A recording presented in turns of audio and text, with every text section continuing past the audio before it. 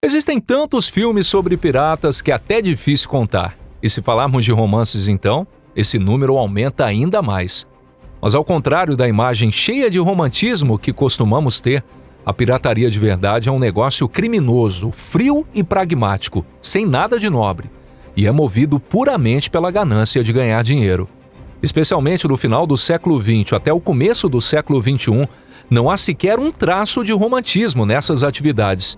Esse tipo de prática acontece justamente nas regiões mais pobres e esquecidas do planeta.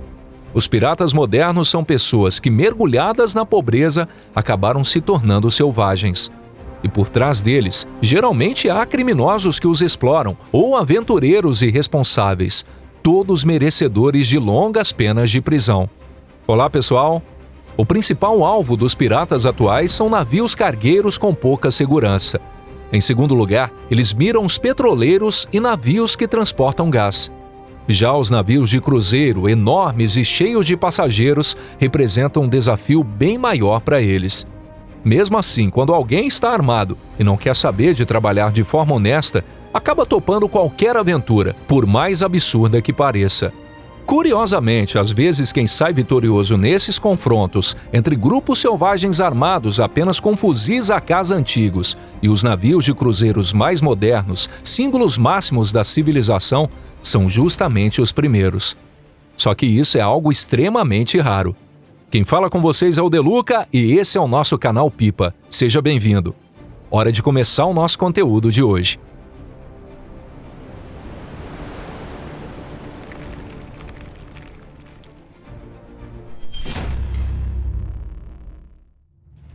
A realidade dos piratas modernos. As principais áreas de atuação dos piratas hoje em dia são a costa da Somália, o Golfo da Guiné e as regiões costeiras do Sudeste Asiático. Os grupos piratas são extremamente diversos, tanto na origem quanto no perfil de seus integrantes. Por exemplo, na Somália, é comum que remanescentes de tribos derrotadas acabem se tornando piratas sob a liderança de antigos chefes locais que perderam seu poder político. Já no entorno do Golfo da Guiné, os piratas funcionam como organizações criminosas com características bem peculiares. Os líderes dessas organizações estruturam tudo como se fosse uma empresa, com setores de logística, escritórios especializados em negociar com reféns e até departamentos de transporte com barcos e embarcações auxiliares disfarçadas de barcos de pesca. Em alguns casos, uma tribo inteira ou até mesmo um grande clã sobrevive cobrando pedágio dos navios que passam por águas próximas à costa. Com esse dinheiro, não é raro que eles comprem armas ou até cargos políticos na região. Determinar o número exato de piratas em atividade é extremamente difícil. Pesquisas baseadas em dados fragmentados indicam que a região do Golfo da Guiné é a maior produtora de piratas do mundo. Em segundo lugar, num ranking nada honroso, vêm as regiões costeiras da Somália e do Iêmen, próximas ao Estreito de Bab el-Mandeb e ao Golfo de Aden. Especialmente no Golfo de Aden, a situação se agravou tanto que até navios de cruzeiro viraram alvo, tornando a área um verdadeiro foco de pirataria. Ainda assim, mesmo nessas regiões, o número de piratas combatentes gira em torno de apenas alguns milhares. Mas isso se refere apenas aos que estão na linha de frente. Se considerarmos os tripulantes de barcos auxiliares, os seguranças, negociadores, fornecedores de armas e informantes, esse número salta para dezenas de milhares. E não podemos esquecer das famílias, clãs e tribos inteiras que dependem da renda dos piratas para sobreviver. A vida dessas pessoas, assim como a dos combatentes, é extremamente instável. Todos eles vivem como podem, mergulhados na pobreza. E é justamente o resultado dos ataques constantes aos navios mercantes que mantém esse modo de vida precário. Mas esperar uma grande vitória, ou melhor, um grande saque, é algo totalmente fora da realidade. Isso porque o equipamento dos piratas é incrivelmente precário. Basicamente, fuzis AK-47 antigos, que já viraram um símbolo do terror, pistolas, espingardas e granadas velhas. Além disso, os motores dos barcos a motor e esquifes usados por eles estão tão desgastados que é praticamente impossível alcançar navios modernos. Por isso, a tática mais comum é uma abordagem primitiva, lançar cordas e ganchos para atacar de surpresa.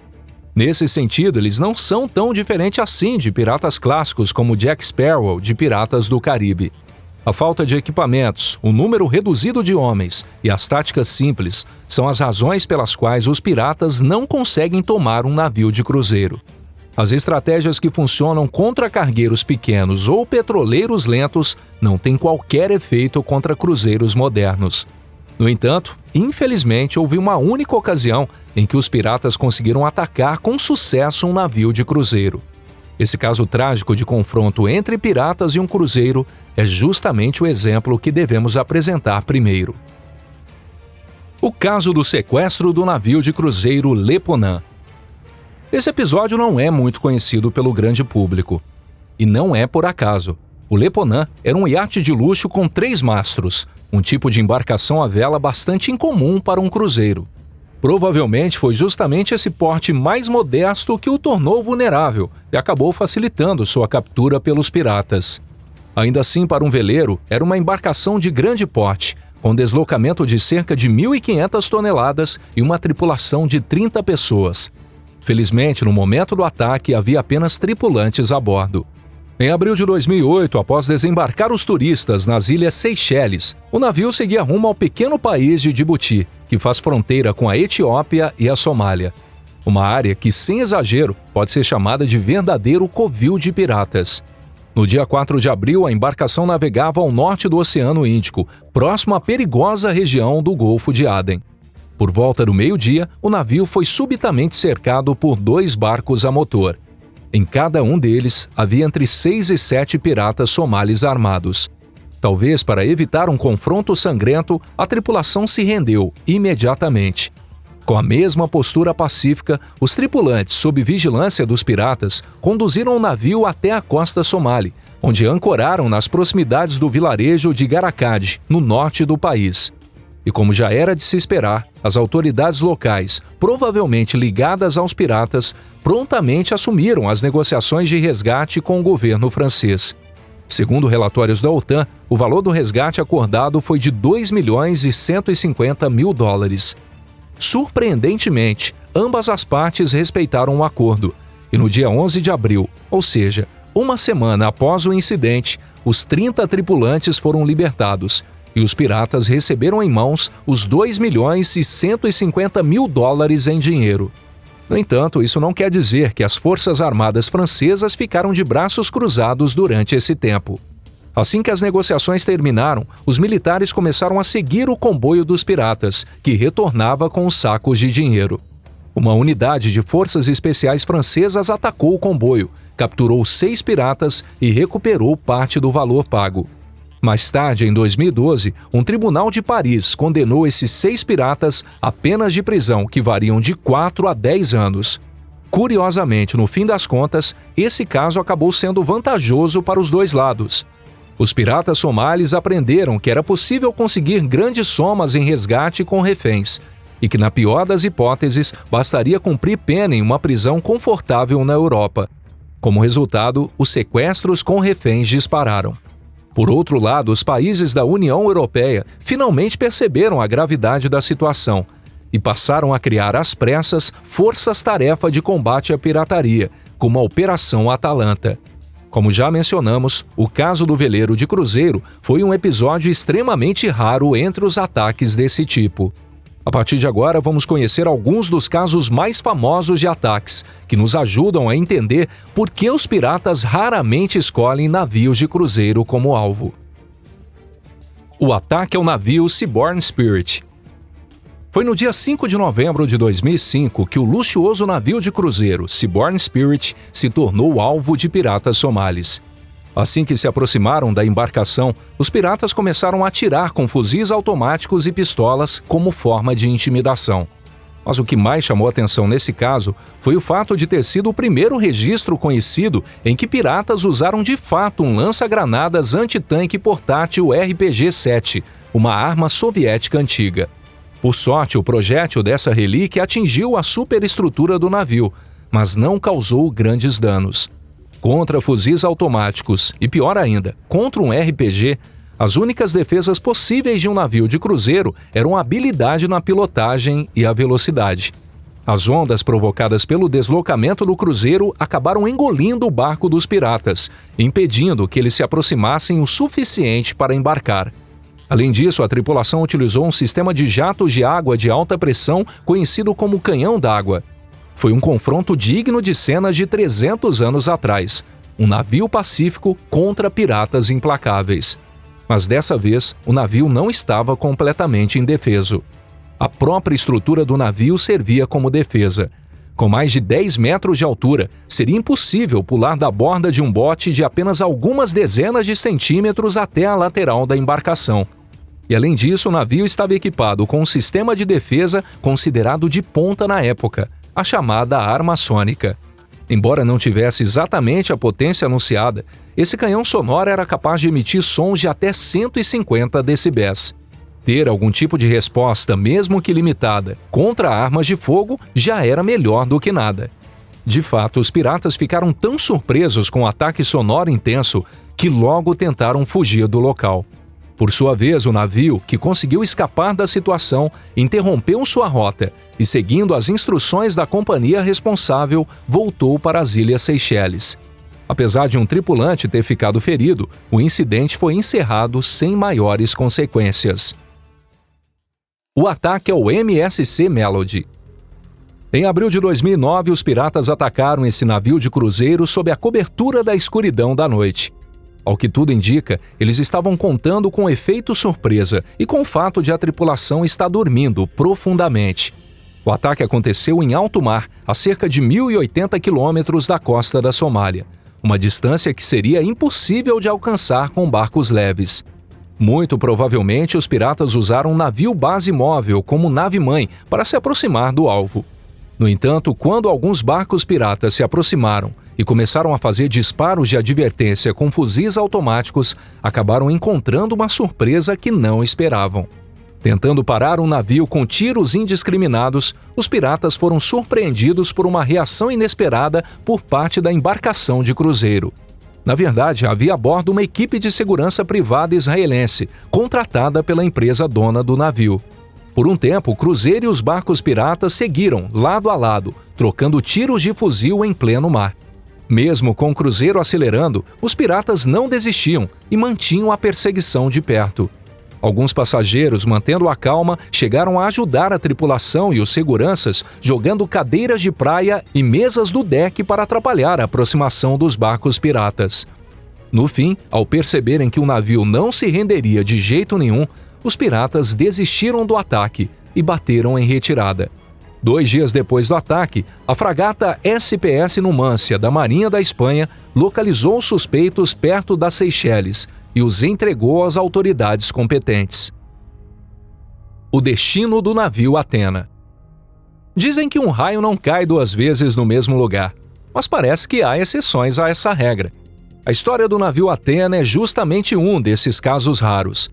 Esse antigo navio de cruzeiro foi construído em 1947 e já em 1956 teve um momento de fama nada agradável. Na época, ainda com o nome Stockholm, essa embarcação de pequeno porte colidiu no Atlântico com o enorme transatlântico italiano Andrea Doria. Infelizmente, quem afundou foi um navio italiano. Já o Stockholm foi consertado, passou por diversos donos e trocas de nome ao longo de décadas de navegação, até finalmente se tornar o Athena. E então, no dia 3 de dezembro de 2008, o Athena enfrentaria novamente uma crise séria. Piratas cercaram o navio de todos os lados, como moscas, tentando embarcar à força. Com coragem, a tripulação reagiu com jatos de água das mangueiras de incêndio e conseguiu conter um ataque com muito esforço. Os piratas só bateram em retirada quando surgiu no céu um avião de patrulha antissubmarino americano, o P-3C Orion, que havia sido chamado por rádio. Bastou a simples aparição da aeronave para que fugissem em pânico. Graças a isso, ninguém a bordo se feriu e os 400 passageiros foram levados em segurança até o destino final. No entanto, a longa trajetória desse, que era um dos navios de cruzeiro mais antigos do mundo, chegou ao fim com a pandemia. Foi aposentado em 2021 e no verão de 2025 acabou sendo vendido como sucata.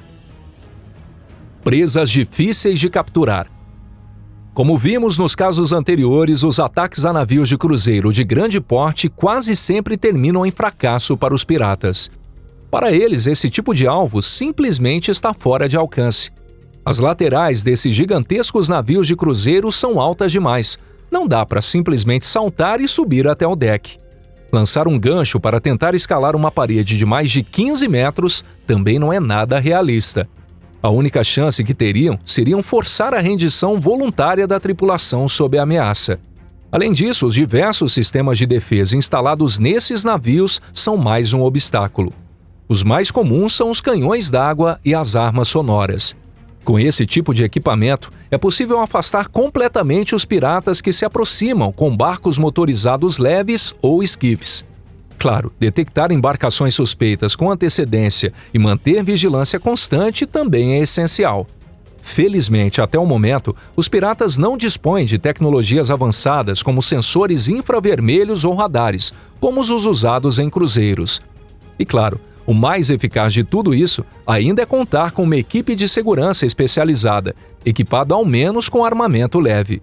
De fato, em zonas consideradas de alto risco, as chamadas zonas vermelhas, algumas embarcações, como o MSC Melody, já adotaram esse tipo de proteção armada. No entanto, muitos navios de cruzeiro ainda não contam com esse recurso, por causa de diversos entraves burocráticos e legais.